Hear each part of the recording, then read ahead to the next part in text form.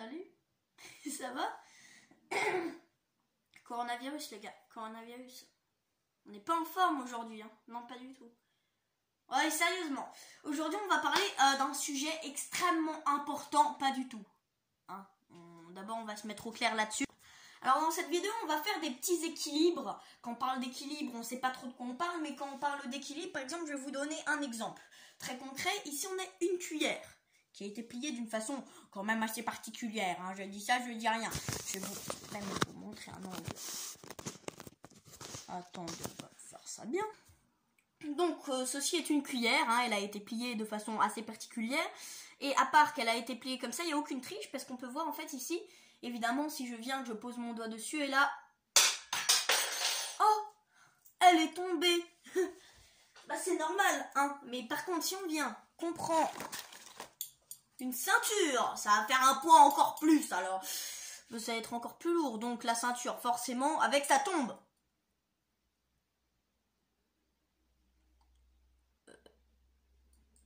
Ah bah non. Voilà. Et bah c'était le but, hein. Donc voilà, c'est juste dans la façon dont est pliée la cuillère, hein, qui... Alors, attends, voilà. Ça demande... Alors bon, évidemment, c'est pas moi qui ai inventé ça, hein. Vous allez voir Luc Langevin sur sa chaîne YouTube. Il s'est déjà beaucoup mieux expliqué que moi, mais en gros, voilà, c'est sur le principe que, en fait, ça fait contrepoids, en gros. Ouais, voilà. Donc, alors pour faire cette cuillère, c'est simple, tu prends une cuillère, tu viens et tu la plies à les 90 degrés à peu près, ouais. Maintenant un petit peu moins. Allez, là c'est pas 90 degrés, voilà quoi. Hein, tu vois. Et donc tu le plies de cette façon à peu près la moitié de la cuillère. Enfin, si on la prend comme ça, à peu près la moitié du manche de la cuillère, sans compter le bidule là. Hein. C'est très précis, attention. Et ensuite, du coup, tu le plies de cette façon à ce que ça descende, ça descende, ça descende. Et après, tu le replies à... Vous voyez, pendant le confinement, les matins, voilà. Hein, et tu le replies à peu près... tel et tel degré. Ah, tu vois la cuillère et tu me reproduis ça. Pas du tout. Hein. Tu fais comme tu veux, je m'en fous totalement.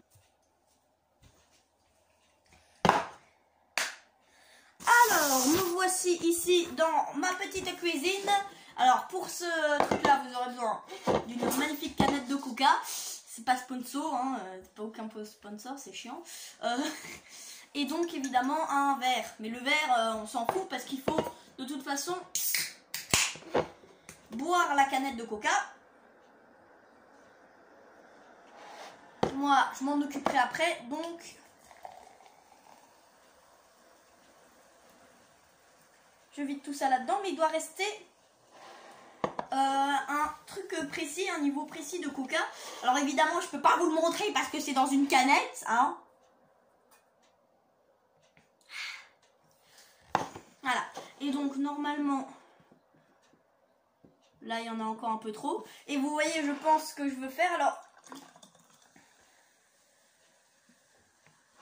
je vais revider encore un petit peu. Voilà, c'est pas magnifique tout ça. Ah ouais, par contre, j'en fous partout. C'est pas très propre, hein. Mais bon, quand on le fait, c'est pour l'expérience. Oh, punaise. Alors évidemment, on peut voir que le truc, il se barre de temps en temps et il fait des tours sur lui-même. Un peu, hein. Mais voilà, au bout de quelques ajustements.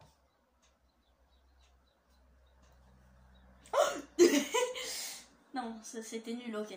Alors donc évidemment, pour faire ça, hein, parce qu'il faut des petits ajustements encore une fois, parce que les équilibres, c'est voilà, mais ça c'est relativement simple à faire, hein, c'est un peu c'est un peu plus facile que le truc de la cuillère, hein, par exemple. Alors en fait, tout ce que vous aurez à faire, c'est vider le Coca jusqu'à ce qu'il reste à peu près la hauteur jusqu'à là. Jusqu'à ici et minimum jusqu'à ici environ quoi. De façon à ce qu'en fait il y en ait assez juste pour que le Coca se regroupe sur le coin là. Comme ça, tu vois, de façon à faire un poids qui la maintienne. de cette façon ici. Et comme ici, donc il y a le coca. Et comme le coca c'est assez lourd, hein, c'est quand même une boisson qui est en gros. Voilà, hein, c'est d'ailleurs pour ça que j'ai un peu beaucoup trop de bûches. Hein. Mais en gros, il sera rempli à peu près jusqu'à ou ici. Voilà. Minimum ici, en tout cas, faut qu'il y ait assez de poids pour que ça tienne le tout. Et comme le métal, c'est un métal, enfin, c'est une canette, quoi. Mais en tout cas, comme le coca est assez lourd, tu me comprends. Donc, ça tient, c'est un petit truc pour épater vos amis. Équilibre suivant. Ok, alors pour ce prochain équilibre, hein, donc, vous aurez besoin d'une surface plate. Alors, ça peut être comme une planche que moi j'ai ici, une planche de cuisine, voilà. Ça peut être aussi par exemple une règle, ça peut être une raquette, ça peut être n'importe quoi tant que c'est une surface plate qu'on peut poser sur quelque chose sans que ça roule, sans que ça puisse tomber, sans que ça fasse n'importe quoi d'autre que rester sur place. Ok? Voilà, merci. Donc ensuite, ce que vous allez faire, c'est que vous avez ça, vous allez accrocher une autre partie en dessous. Alors l'accrocher, vous pouvez le faire avec de la bonne vieille ficelle ou des élastiques, hein, comme vous voulez. Et donc tu l'accroches de cette façon, que ça fasse comme ça, tu vois. Alors pour l'instant, ok. Alors donc on va accrocher tout ça, ok, de façon à ce que ça vous fasse un truc comme ça qui tient. Oh là là, attendez. Voilà, le montage de la vidéo il est pas sup, mais en gros vous devrez vous retrouver avec un truc comme ça, hein, qui tiennent de cette façon. Voilà, alors évidemment, il y a un truc qu'on peut faire plus simplement. Hey, un truc qu'on peut faire beaucoup plus simplement, un truc dans le même genre, quoi. Tu prends une planche de bois ou une règle et tu fais la même chose avec un marteau en dessous et tu verras le résultat après. En attendant, nous revenons à nos moutons. Et donc on va mettre un petit poids avec un petit truc où j'ai mis des cailloux, mais encore le poids ça peut être n'importe quoi. En tout cas, la seule chose c'est qu'il faut qu'il y ait une surface plate qui est ici. Il faut qu'il y ait une autre surface, un genre de bâton, un truc long, avec au bout un truc lourd. Est-ce que pour l'instant ça va? Et après quand vous le posez de cette façon, alors on arrive à ça. Alors bon, on voit pas tout, mais en gros on peut même le pencher un petit peu plus.